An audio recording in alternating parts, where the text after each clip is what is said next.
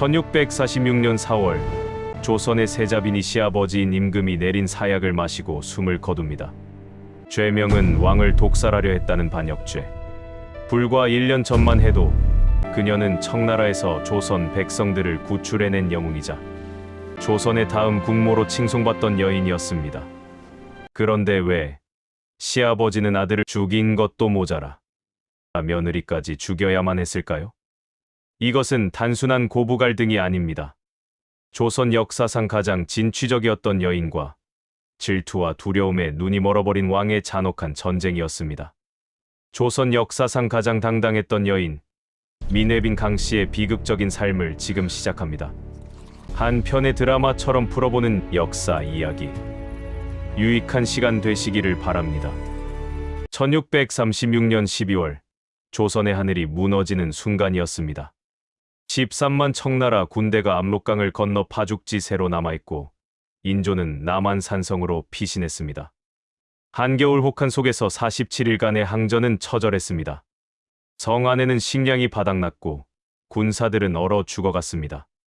결국 1637년 1월 30일 조선의 왕 인조는 삼전도에서 청태종 앞에 무릎을 꿇었습니다. 3번 절하고 9번 머리를 조아리는 300우 고둘에 조선 역사상 가장 치욕적인 순간이었습니다. 패전의 대가는 혹독했습니다. 청나라는 막대한 배상금과 함께 조선 왕실의 두 왕자를 볼모로 요구했습니다. 세자 소현과 그의 동생 복림대군, 그리고 그들의 가족이 심양으로 끌려가야 했습니다. 소현 세자의 나이 26, 그의 아내 강씨는 24살이었습니다. 결혼한 지 10년, 이미 세 아들을 둔 세자빈이었습니다. 그녀는 조선 최고 명문가의 딸이었습니다. 아버지 강석기는 영의정을 지낸 명재상이었고 할아버지 강옥립은 광해군 시절 명나라 원군으로 출병했다가 후금에 투항한 논란의 인물이었지만 그 덕분에 청나라 사정에 밝았습니다. 1637년 2월 혹한이 채 가시지 않은 길을 따라 소현세자 일행은 북쪽으로 향했습니다. 압록강을 건너 심양으로 가는 천리길. 강비는 세 아들을 데리고 남편을 따랐습니다. 그녀가 다시 고국 땅을 밟기까지는 8년이란 세월이 걸릴 것이었습니다. 하지만 그 누구도 상상하지 못했습니다. 이 여인이 청나라 심양에서 조선 역사상 가장 능력 있는 여성 경영자로 거듭날이라는 것을, 그리고 그것이 훗날 그녀의 목숨을 앗아갈 원인이 되리라는 것을. 심양, 청나라의 수도이자 조선 왕자들의 감옥이었습니다. 심양관이라 불린 이곳에서 소현세자와 강비는 매일같이 청태종에게 문안을 드려야 했습니다. 조선에서 보내는 물자는 턱없이 부족했고 인조는 아들보다 자신의 권력 유지에 더 관심이 많았습니다. 볼모 생활의 고통은 말로 표현할 수 없었습니다. 하지만 강비는 눈물을 흘리는 대신 소매를 걷어붙였습니다. 살아남아야 했고 남편을 지켜야 했으며 무엇보다 언젠가 돌아갈 조선을 위해 준비해야 했습니다. 이곳에서 그녀는 왕비 수업이 아닌 생존과 경영의 기술을 배우기 시작했습니다. 역사는 종종 비극에서 시작됩니다. 병자호란의 치욕이 한 여인을 단련시켰고 볼모의 신분이 그녀에게 전례 없는 기회를 주었습니다. 하지만 아이러니하게도 그녀가 심양에서 보여줄 탁월한 능력이 훗날 그녀를 죽음으로 내몰 것이었습니다. 시아버지 인조의 눈에는 유능한 며느리가 아니라 위험한 정적으로 비쳤을 테니까요. 비극의 씨앗은 이미 심양으로 가는 그 길 위에 뿌려졌습니다. 심양에서의 8년은 강빈에게 있어 인생의 터닝 포인트였습니다. 처음에는 모두가 절망했습니다. 볼모라는 신분, 적국의 수도, 부족한 물자, 언제 끝날지 모르는 유배 같은 생활. 하지만 강빈은 달랐습니다. 그녀는 절망 속에서 기회를 발견했습니다. 심양은 청나라의 수도이자 동북아시아 무역의 중심지였습니다. 조선, 명나라, 몽골, 러시아의 상인들이 모여드는 국제 도시였습니다. 강비는 이곳에서 조선이 생존할 수 있는 새로운 길을 찾기 시작했습니다. 그녀가 가장 먼저 착수한 일은 심양관의 경제적 자립이었습니다. 조선에서 보내는 물자는 불규칙했고 충분하지 않았습니다. 강비는 청나라 상인들과 교역을 시작했습니다. 조선의 종이, 붓, 인삼을 청나라의 비단, 모피, 약재와 교환했습니다. 처음에는 작은 거래였지만 곧 그녀의 상술은 소문이 났습니다. 정직했고 품질을 보증했으며 약속을 지켰습니다. 청나라 상인들은 조선 세자빈과의 거래를 신뢰하기 시작했습니다. 역사 기록에는 강빈이 직접 장부를 관리하고 거래 조건을 협상했다고 전합니다. 강빈의 탁월함은 여기서 그치지 않았습니다. 그녀는 심양 근처의 황무지를 개간하여 농사를 시작했습니다. 조선에서 온 백성들을 고용하여 땅을 일구고 작물을 재배했습니다. 수확한 곡식으로 심양관의 식량을 해결했을 뿐 아니라 남은 것은 시장에 팔아 수익을 올렸습니다. 실학자 성호 이익의 기록에 따르면 강빈은 농사의 절기를 살피고 백성들의 노고를 위로하며 직접 살림을 꾸려나갔다고 합니다. 왕실 여성이 직접 경제 활동에 나선 것은 조선 역사상 전례가 없는 일이었습니다. 무엇보다 강빈이 역사에 남긴 가장 값진 업적은 조선 백성들을 구출한 일입니다. 병자호란 때 청나라에 끌려간 조선인은 50만 명에 달했습니다. 그들은 노예로 팔려갔고 가혹한 노동에 시달렸습니다. 강빈은 심양관에서 번 돈으로 조선 포로들을 속량했습니다. 한 명 한 명 돈을 주고 사서 자유민으로 만들어 주었습니다. 연려실기술에는 강빈이 수백 명의 조선인을 구출했다는 기록이 남아 있습니다. 그녀는 단순히 돈을 쓴 것이 아니라 청나라 관리들을 설득하고 노예 주인들과 협상하고 때로는 강경하게 요구했습니다. 외교관이자 협상가였습니다. 소현세자는 정치를 했고 강빈은 경제를 책임졌습니다. 세자는 청나라 황제와 대신들을 만나 외교를 펼쳤고 강빈은 뒤에서 그것을 뒷받침할 경제적 기반을 만들었습니다. 이들 부부는 완벽한 팀이었습니다. 청태종은 소현세자를 신뢰했고 심지어 명나라 정벌에 동행하게 했습니다. 그곳에서 소현세자는 서양 문물을 접했습니다. 천주교 신부 아담샤를 만났고 서양 과학기술과 천문학을 배웠습니다. 그는 조선이 나아가야 할 새로운 길을 보았습니다. 8년의 세월 동안 강빈과 소현세자는 조선의 미래를 준비했습니다. 청나라와의 실리 외교, 서양 문물의 도입, 상업과 농업의 진흥. 이들이 꿈꾼 조선은 낡은 성리학에 갇힌 나라가 아니라 세계와 교류하며 발전하는 나라였습니다. 1645년 2월, 드디어 귀국 명령이 떨어졌습니다. 인조가 아들을 그리워해서가 아니었습니다. 청태종이 죽고 새로운 황제가 즉위하면서 조선과의 관계를 재정립하기 위해 세자를 돌려보낸 것이었습니다. 강빈은 조선으로 돌아가는 길에 가슴이 벅찼을 것입니다. 이제 배운 것을 조국에서 펼칠 수 있다는 희망으로. 하지만 그녀는 몰랐습니다. 한양에서 그들을 기다리는 것은 환영이 아니라 저주였다는 것을. 1645년 2월 17일, 소현세자 일행이 한양에 도착했습니다. 8년 만의 귀환이었지만 환영 행사는 초라했습니다. 인조는 아들을 따뜻하게 맞이하지 않았습니다. 냉담했고 경계했습니다. 무엇보다 인조를 분노케 한 것은 청나라가 소현세자를 너무 신뢰한다는 사실이었습니다. 청황제는 세자에게 후한 선물을 주었고 조선의 차기 왕으로 인정하는 듯한 태도를 보였습니다. 인조의 눈에 이것은 자신의 권위에 대한 도전이었습니다. 더 큰 문제는 소현세자의 개혁 구상이었습니다. 세자는 청나라와의 실질적 협력, 서양 문물의 수용, 상업진흥 정책을 주장했습니다. 그는 아담 샬 신부를 조선에 초청하고 싶어 했고 천주교를 통해 서양 과학을 배우자고 제안했습니다. 이것은 성리학 원리주의자들이 장악한 조선 조정에는 충격이었습니다. 특히 인조는 아들의 이런 생각을 위험하게 여겼습니다.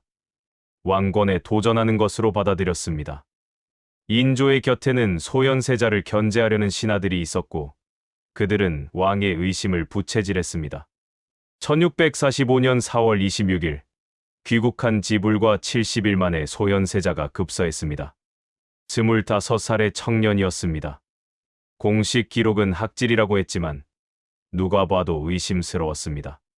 승정원 일기에는 세자가 죽기 며칠 전부터 온몸에 구멍이 나고 피를 토했으며 눈과 코와 입에서 검은 피가 흘러나왔다고 기록되어 있습니다.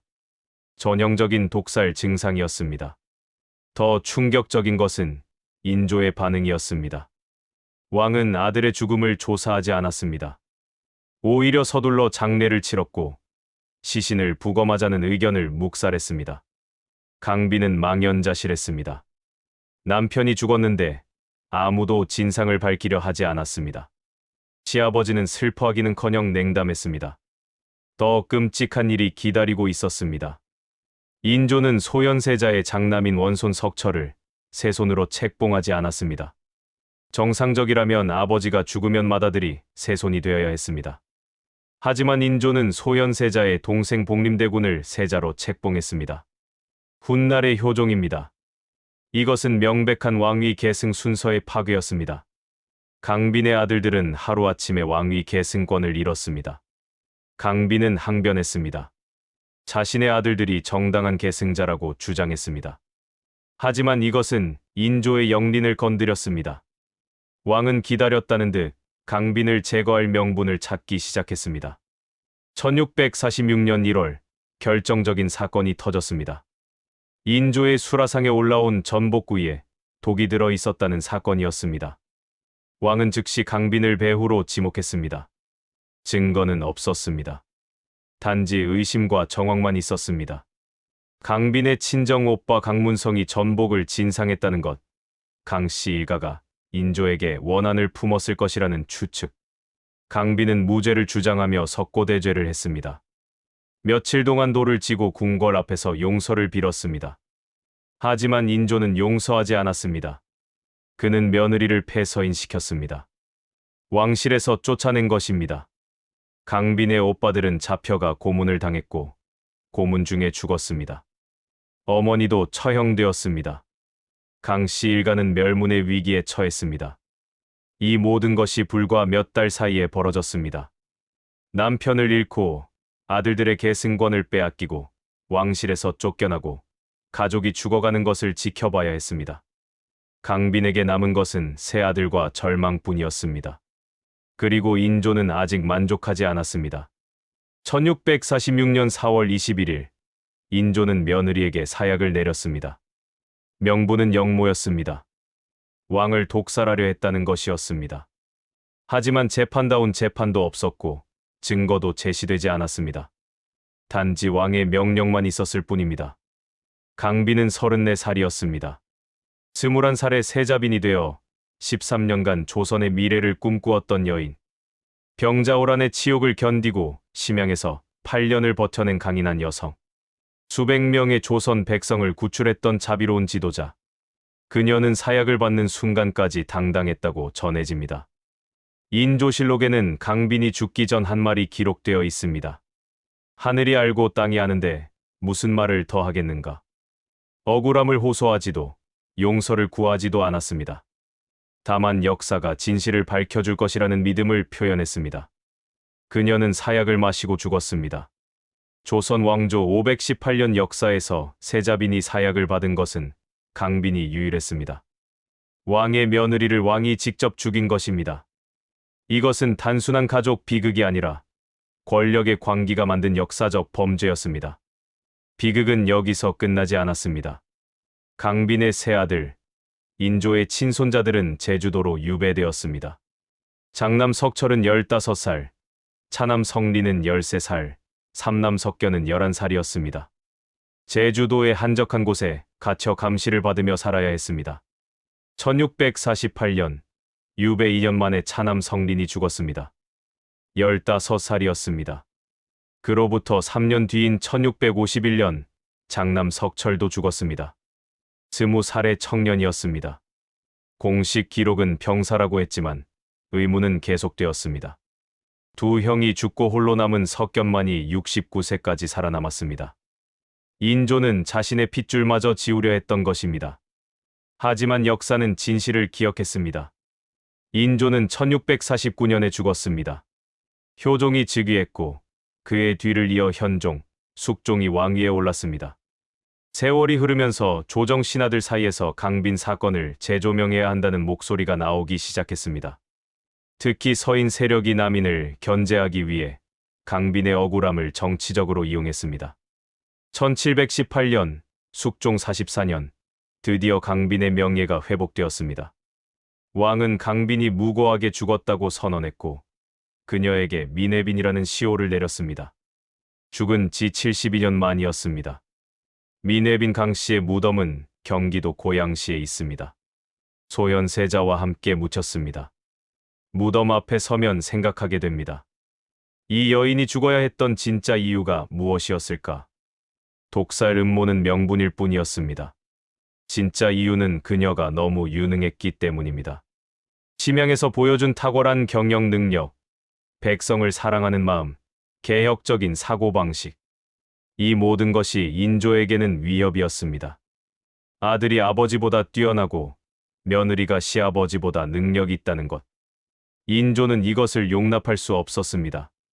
인조는 권력을 지켰을지 모릅니다. 하지만 역사는 그를 질투에 눈멀어 아들과 며느리를 죽인 왕으로 기록했습니다.